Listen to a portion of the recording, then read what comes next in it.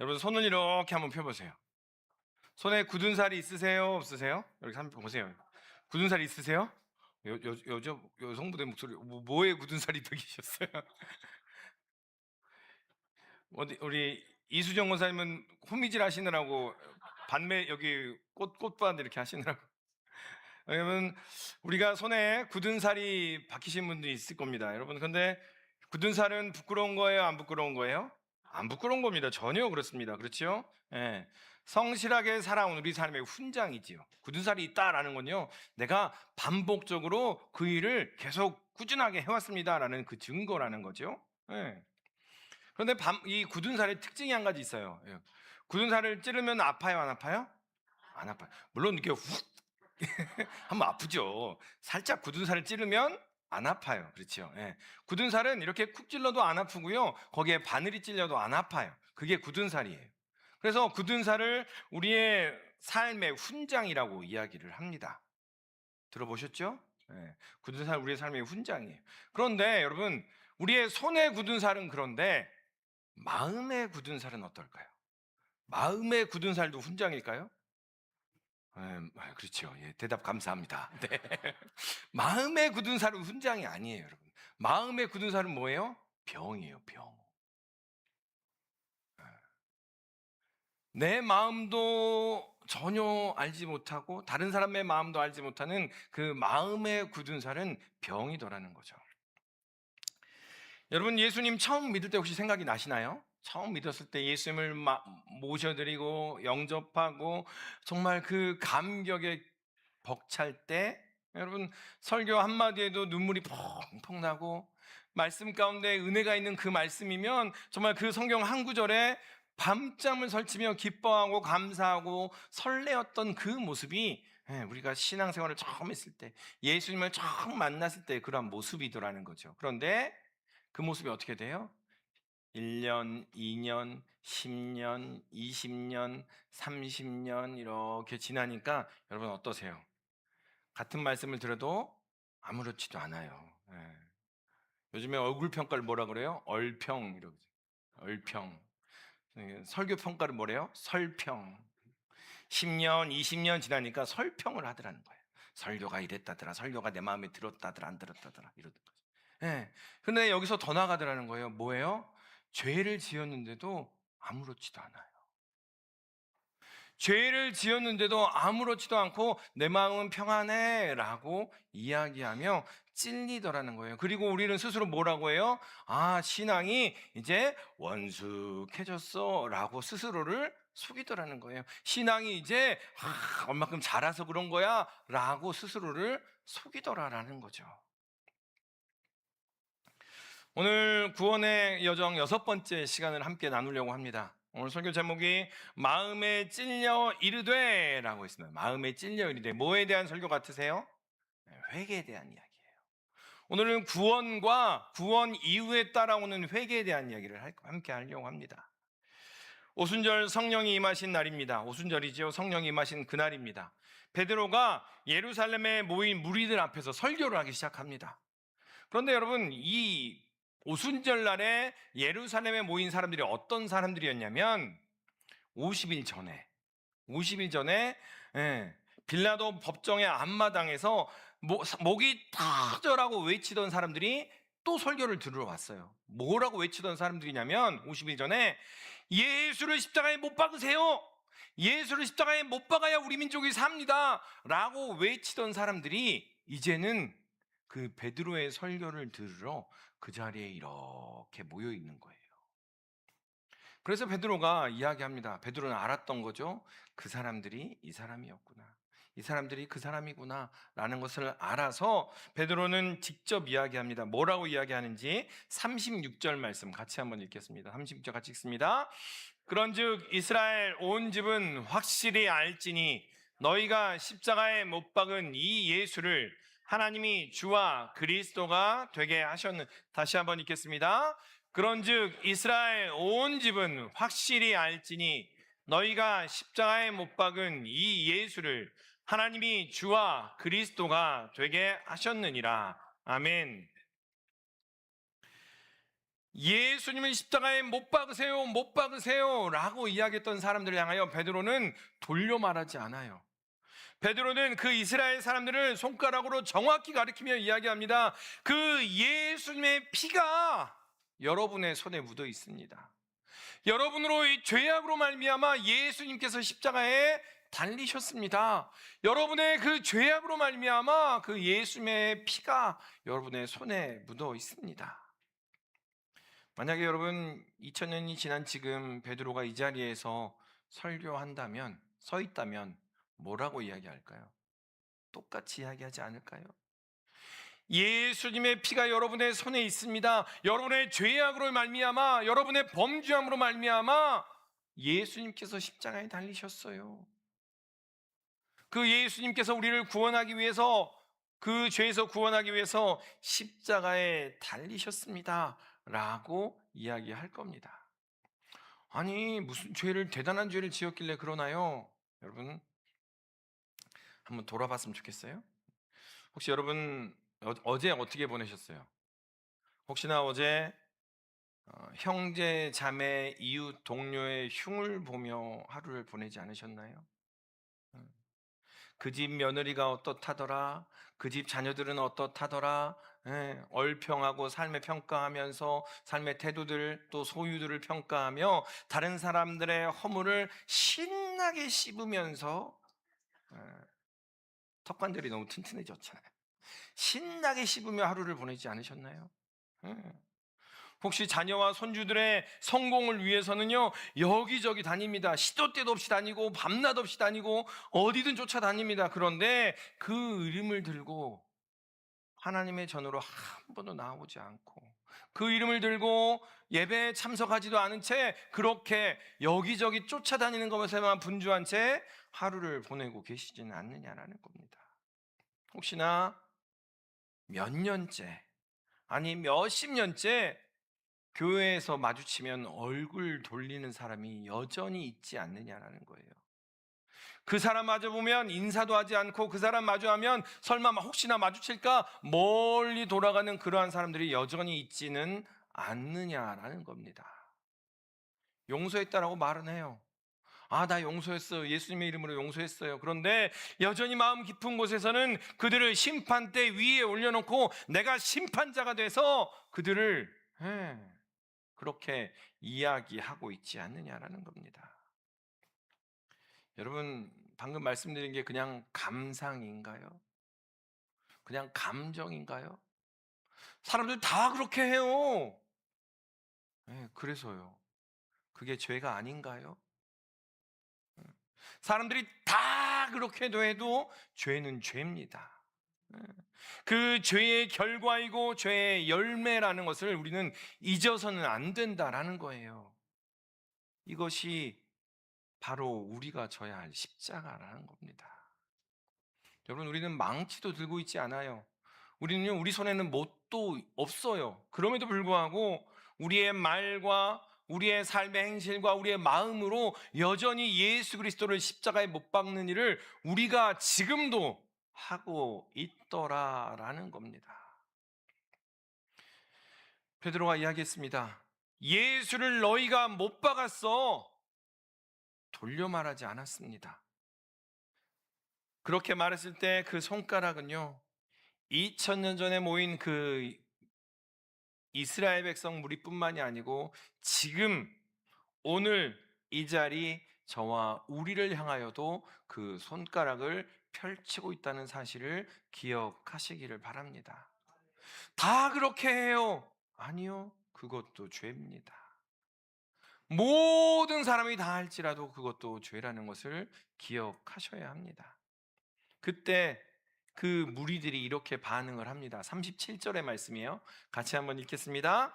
그들이 이 말을 듣고 마음에 찔려 베드로와 다른 사도들에게 물어 이르되 형제들아 우리가 어찌할꼬 하거늘. 이 37절에 이 마음에 찔려라는 단어는 이 원어를 보니까요, 이 누가가 썼잖아요, 사도행전을. 이 누가가 특별한 단어를 써요. 병원 가면 주사 맞을 때 간호사들 선생님들이 뭐라고 얘기합니까? 따끔합니다. 따끔. 그 따끔이 아니에요. 이 마음의 찔려는요, 따끔이 아니고요. 어떤 단어를 썼냐면 날카로운 것이 심장 깊숙하게 꿰뚫고 들어올 때 사용하는 단어를 사용했어요. 다시 말하면 베드로가요, 예수의 피가 여러분의 손에 있습니다. 여러분의 죄로 말미암아 예수님께서 십자가에 달리셨습니다 라고 선포하자 사람들이 마음에 찔려 하였다라는 거예요. 어찌할까 어찌할까, 우리가 어떻게 해야 될까 탄식하며 그 삶을 온전하게 돌아보기 시작했다라는 겁니다. 여러분 혹시 침 맞아 본 적 있으세요? 침 맞아 보신 적 있으시죠? 허리 아프고 무릎 아프면 권사님 매일 가시는구나. 막 웃으시는 것이 침을 매일 맞으러 가시는 것 같아요. 그러니까 침 맞으면 어떻게 해요? 의사 선생님이 분명히 이렇게 아프면 여기 침을 놓으면 괜찮을 거라고 이야기를 해요. 그래서 침을 맞으면 거기가 저리거나 따끔합니다. 그러면 그 다음부터 뭐가 어떻게 돼요? 시원해지잖아요. 풀리고. 안 맞아 보셨어요? 그런데 그 찌릿찌릿한 자리가 무슨 자리예요? 병든 자리예요. 그 자리에 침을 놓는 거죠. 그런데 여러분, 그 침을 맞을 때 찌릿찌릿한 것보다 더 무서운 게 있어요. 침을 놨는데 안 아픈 거예요. 분명히 의사 선생님이 여기에 이렇게 아플 때는 여기에 침을 놔야 되고 여기에 침을 놓으면 찌릿찌릿 아플 거예요 라고 침을 놨는데 안 아픈 거예요. 저리지 않으세요? 아프지 않으세요? 아니요, 안 아픈데요? 라고 말하는 순간 의사 선생님의 표정이 바뀌기 시작합니다. 분명히 아파야 되는데, 저려야 되는데, 통증이 있어야 되는데, 왜 그럴까요? 뭐 질병이 없어서가 아니라는 거예요. 감각이 죽어버린 거라는 거죠. 다시 말하면 이런 겁니다. 병이 너무 깊어서 느끼지도 못하더라라는 거예요. 여러분, 먼저는 말씀으로 인한 찔림의 자리를 피하지 마시기를 바랍니다. 예. 여러분, 그거 제가 찌른 거예요? 여러분, 되게 그러시더라고요. 되게 은혜로운 말은 성령이 하시는 거고, 찌른 이야기는 목사가 그냥 이렇게 찔렀다고 이야기를 하세요. 예. 찌른 것도 누가 찌른 거예요? 성령이 찌른 거예요. 예. 여러분, 오순절날 그렇게 모여있던 수많은 사람들도 누가 찌른 거예요? 성령께서 찌른 거예요. 오늘 말씀을 통해서 우리의 마음 가운데 찔림이 있다면 그건 역시도 성령께서 여러분 마음 가운데 자극하고 계시는 것임을 믿으시기를 소망합니다. 그런데 여러분, 우리가 찔리면 그대로 있어요? 자리를 피해요? 피하려고 하더라는 거예요. 마음이 찔리면 거기서 얼른 벗어나려고 합니다. 다른 생각으로 넘어가고요, 설교가 끝나기를 기다립니다. 오늘 설교 좋네. 카타르시스를 느끼는 것으로 만족하고 넘어가려고 해요. 뭐예요? 그 다음에 오늘 국수가 뭔가 생각을 하기 시작하더라는 거예요. 오늘 점심은 뭐 먹을까 생각하면서 그 찔림의 자리를 회피하려고 하더라는 거예요. 여러분, 바라기는 먼저는 도망가지 마시기를 바랍니다. 말씀으로 인한 찔림이 우리 가운데 왔을 때 그 자리에 앉아서 무엇 때문에 내 마음이 찔리는지를 확인하고 또 확인하시기를 소망합니다. 그런데 여러분, 이제 문제가 있어요. 아무렇지도 않은 분이 계시더라는 거예요. 아무렇지도 않은. 앞에 세 가지는 대표적으로 말씀드렸잖아요. 여러 가지 이야기를 했는데 나는 해당이 없네. 나는 신앙생활 잘하고 있어. 이 정도면 훌륭한 거지. 이 정도면 나는 괜찮은 거지 라고 스스로를 합리화하면서 여전히 속이더라는 거예요. 설교 무난하네 설평하면서 그렇게 이야기하는 사람들이 있다는 거예요. 여러분은 오늘 설교 준비하면서 제가 정말 두려운 것은요, 이 찔린 분이 두려운 게 아니에요. 아무것도 느끼지 못하고 아무것도 찔리지 않고 아무것도 두려워하지 않는 그 마음, 오히려 그것이 우리가 기도해야 될, 두려워해야 할 그러한 마음이더라라는 겁니다.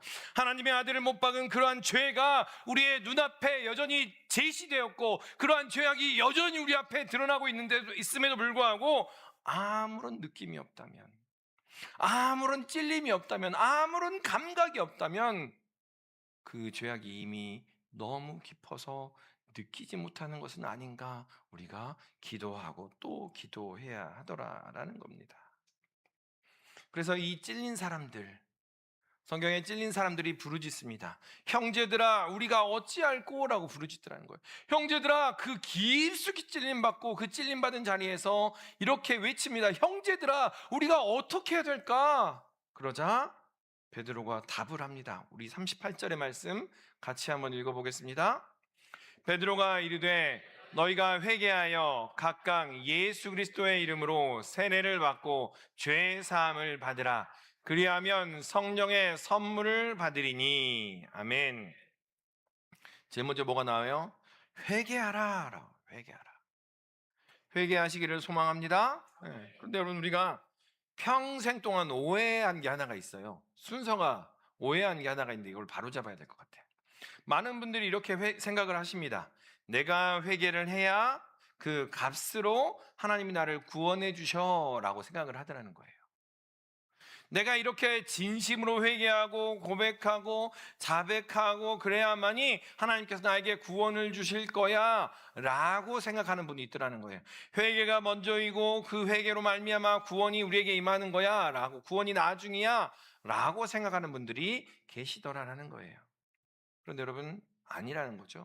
순서가 틀렸다는 거예요. 지지난주에 제가 드린 말씀이 있어요. 우리가 붙들었던 말씀 중에 하나가 뭐예요? 십자가를, 그리스도께서 십자가에서 우리의 구원을 단번에 이루셨다라고 말씀드렸어요. 이 단번에라는 걸 설명을 어떻게 드렸어요? 완전하다고, 충분하다고, 더 이상 더할 것이 없다라고 말씀드렸어요. 예수 그리스도의 십자가로 우리의 구원은 충분합니다. 아멘. 예수 그리스도께서 십자가의 지심으로 말미암아 우리는 이미 구원을 받은 겁니다. 아멘. 그 십자가를 믿음으로 말미암아 우리는 구원을 받은 거예요. 그럼에도 불구하고 우리가 만약에 내 회개가 더해야만이 구원을 온전히 받을 수 있어요 라고 이야기한다면 그 말은 무슨 말이에요? 십자가가 뭔가 부족하다는 얘기예요. 아, 내가 열심히 회개해야만 구원을 받을 수 있어요. 구원을 완성하는 것과는 다른 얘기예요, 여러분. 네. 내가 회개를 열심히 해야만, 더 회개해야만 내가 구원을 받을 수 있을 것 같아요 라고 이야기하는 것은요, 십자가로는 완전하지 않아요 라는 이야기더라는 거예요. 여러분, 십자가로 완전합니까? 완전하지 않습니까? 완전합니다. 십자가로 충분함을 믿으시기를 소망합니다. 그렇다면 회개가 뭐냐? 회개는 구원의 조건이 아니라 구원의 증거라는 거예요. 구원받은 사람만이 회개할 수 있음을 기억하시기를 바랍니다. 구원받아야만이 죄가 죄인 줄 알고 하나님을 반역하는 것이 무엇인지를 알 수 있더라라는 거예요. 그래서 구원받은 사람의 증언은요, 회개예요. 고백하는 거예요. 뭐 회개는 다 하지 않나요? 여러분, 지난번에 한번 말씀드렸어요. 전도할 때 계속해서 모두 갖다 주고 또 만나고 또 만나고 또 만나고 해도 그 사람이 뭐라고 이야기해요? 딴 거 다 믿겠는데 이상하게 예수는 안 믿어지더라.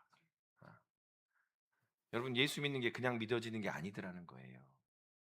구원받는 게 그냥 받는 게 아니더라는 거예요. 다시 말하면 예수 믿고 구원받고 회개하는 게 그냥 되는 게 아니더라는 거예요.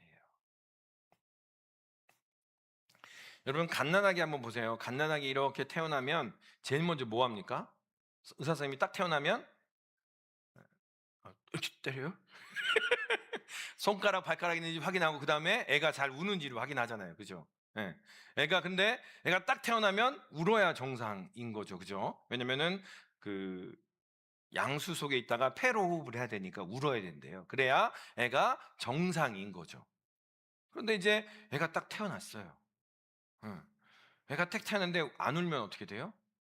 이제 그 분만실이 갑자기 긴장이 팍 흐르는 거예요. 그래서 의사 선생님은 애를 거꾸로 들고 엉덩이도 때리고 등도 때리면서 애가 울게 계속 깨어나게 만드는 거죠.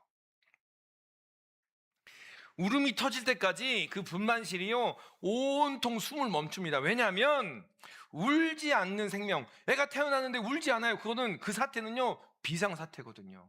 아주 심각한 상황인 거예요. 여러분, 회개도 그렇습니다.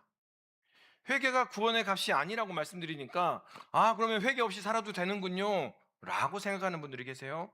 그런데 그 말이 아니라는 걸 아시겠죠? 예수 믿습니다. 나에게 생명이 있습니다. 새로 거듭났습니다. 라고 이야기하면서 몇 년째, 몇십 년째 회개의 울음이 없다라면요, 그것은 여유로운 일이 아니라 우리 영혼의, 우리 신앙의 비상사태라는 거예요. 회개는요, 생명 있음을 증거하는, 생명 있음을 나타내는 가장 기본적인 반응이 바로 회개라는 거예요. 구원의 조건이 아니고요, 구원받은 사람만이 할 수 있는 구원의 증거가 바로 회개임을 기억하시기를 바랍니다. 그렇다면 그날 밤 그 마음이 찔린 이 3천 명은 어떻게 되었을까? 본문 말씀 오늘 2장 41절에 42절 말씀 같이 한번 보도록 하겠습니다. 그 말을 받은 사람들은 세례를 받음에 이날에 신도의 수가 3천이나 더하더라. 그들이 사도의 가르침을 받아 서로 교제하고 떡을 떼며 오로지 기도하기를 힘쓰니라. 아멘. 여러분, 그들은 울고 끝나지 않았어요. 거기 모이는 3천 명의 사람들은 울고 회개하고 엉엉 울면서 눈물이 콧물이 되고 이렇게 회개하지 않았어요. 어떻게 했어요? 제일 먼저 세례를 받았어요. 세례를 받았다고요, 여러분. 김세례 집사님 어디 계십니까? 세례를 받았어요. 이 말은 무슨 말이에요? 세례가 뭡니까? 세례는 하나님과 나의 관계에서 내가 받은 내적인 구원을 사람들 앞에서 몸으로 공적으로 표현하고 선포하는 게 바로 세례예요. 저 하나님의 백성입니다. 이제 하나님의 백성답게 살아가겠습니다. 하나님의 법을 따라 살아가며 지키겠습니다라고 사람들 앞에서 선포하는 거, 드러내는 것, 그것이 바로 세례더라라는 거예요. 형제들아 어찌할꼬 했던 사람들이 이제 주님 앞에 세례받기 시작하는 거예요. 다시 말하면 내가 그리스도인으로 이제 합당하게 살아가겠습니다. 삶의 변화들을 이야기하기 시작하더라는 겁니다. 그 다음 날부터 삶의 변화들을 가져갑니다. 어떻게 합니까? 41절과 42절에 보면 다시 한번 읽을까요? 41절과 42절 시작. 41절 42절 시작. 그 말을 받은 사람들은 세례를 받음에 이날에 신도의 수가 3천이나 더하더라. 그들이 사도의 가르침을 받아 서로 교제하며 떡을 떼며 오로지 기도하기를 힘쓰니라. 아멘. 세례 받고 42절의 삶의 태도들을 바꿔가요. 어떻게 합니까? 말씀 앞에 앉아요. 형제와 교제하고 떡을 떼고 기도하기를 힘쓰더라라는 거예요.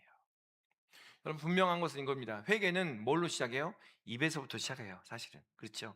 하나님 이거 회개합니다, 고백합니다. 입에서 시작하는데 입에서 마치지 않더라는 거예요. 회개는 분명한 것은 입에서 시작하지만 입으로 마치지 않는 것이 회개더라는 거예요. 입에서 시작하지만 그 회개가 어디로 마쳐요? 손과 발로 마치는 것이 회개더라라는 겁니다. 회개는 손과 발이 하는 게 회개입니다. 요단강에서 수많은 사람들이 세례 요한에게 다가옵니다. 다가와서 뭐라고 이야기합니까? 우리가 어떻게 해야 됩니까? 어떻게 해야 하나님의 영생을 얻을 수 있겠습니까? 라고 이야기하자 세례 요한이 뭐라고 대답합니까? 옷 2벌 있는 여러분, 옷 1벌을 옷 없는 자에게 주십시오. 그리고 세리들아 너희는 정한 새 외에는 거두지 마십시오. 군인들아 너희들은 강탈하지 마십시오 라고 이야기하더라는 거예요. 세례 요한이 기도원 가십시오, 40일 금식하십시오, 눈물이 콧물 되도록 기도하십시오 라고 말하지 않고요, 옷장을 열어래요. 장부를 똑바로 쓰랍니다. 삶의 방향을 바꾸라고 이야기하더라는 거예요. 그게 회개다라고 이야기를 합니다. 더불어 또 이야기합니다. 예수님 만난 삭개오 있잖아요. 삭개오가 뭐라고 이야기합니까? 내 소유의 절반을 가난한 자들에게 주겠습니다. 회개나 내가 토색한 것이 있으면, 속여서 빼앗은 것이 있으면 4배로 갚겠습니다 라고 말하더라라는 겁니다. 눈물 이야기를 하는 거 아니에요. 삭개오가 예수님을 만나고요, 눈물 이야기를 하지 않았어요. 뭘 이야기합니까? 재산 이야기하고요, 장부 이야기를 하더라는 거예요. 그의 회개는 입에서 시작했지만 손끝에서 끝났다는 것을 기억하시기를 바랍니다.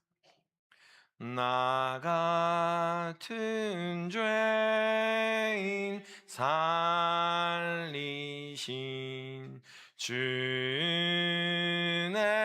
놀라워.